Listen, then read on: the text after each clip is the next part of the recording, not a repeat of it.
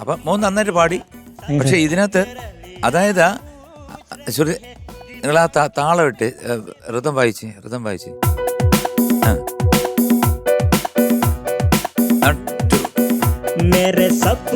അവിടെ തന്നെ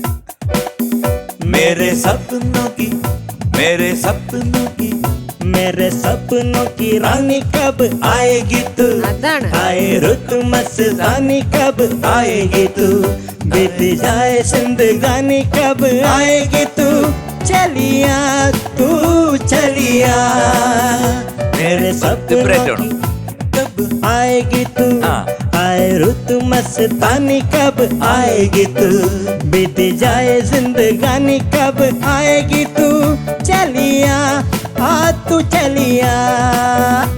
ഇത്തിരി വിബ്രേറ്റം കൂടെ. ഓക്കെ, അത് അവിടെ ആ ഒരു ഇത്തിരി വിബ്രേറ്റ് വന്നാലേ ആ പാട്ടിന്റെ ആ ഫീലിൽ വരത്തുള്ളൂ. പിന്നെ ഏതോ ഒരു 1-2 സ്ഥലം കബ് തക്ക് और कब तक मुझे तड़पाए അവിടെ നമ്മുടെ സംഗതി അത് വന്നു കഴിഞ്ഞാൽ പോയി.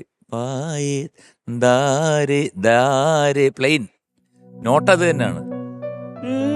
मुझे तड़पाए पाएगी तू. ഓക്കെ, മോനെ ആ മലയാളത്തിന്റെ നമ്മുടെ ഒരു ക്ലാസിക്കൽ ഇതിന്റെ ഒരു ഇത് വരുന്നുണ്ട്, മാറ്റിയാൽ മതി, കുഴപ്പമില്ല. പക്ഷെ പാട്ട് നന്നായിട്ട് പാടി.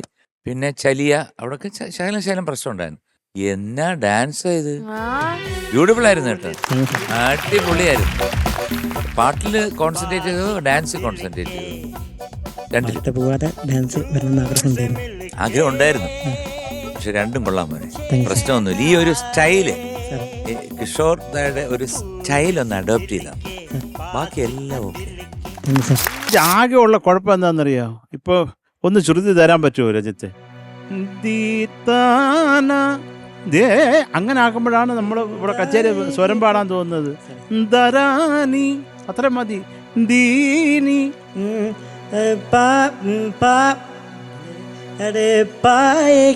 അത് മതി.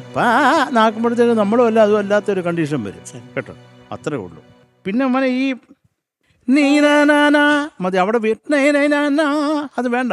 ആ വിബ്രാട്ടോ അതൊരു ഓടായിട്ട് ഫീൽ ചെയ്യും.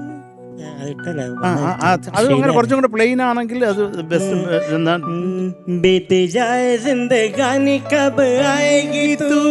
മതി, തൂ അത്രയും വേണ്ട, തൂ അത് മതി.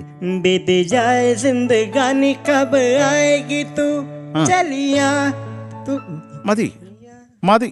കാര്യം നീ എനിക്ക് പറയാനുള്ള പ്രധാനമായിട്ടുള്ള കാര്യം, ഈ പാട്ടിനെ കുറിച്ച് എല്ലാ കാര്യങ്ങളും ഡീറ്റെയിൽ എല്ലാം പഠിച്ചിട്ടുണ്ടാവാൻ.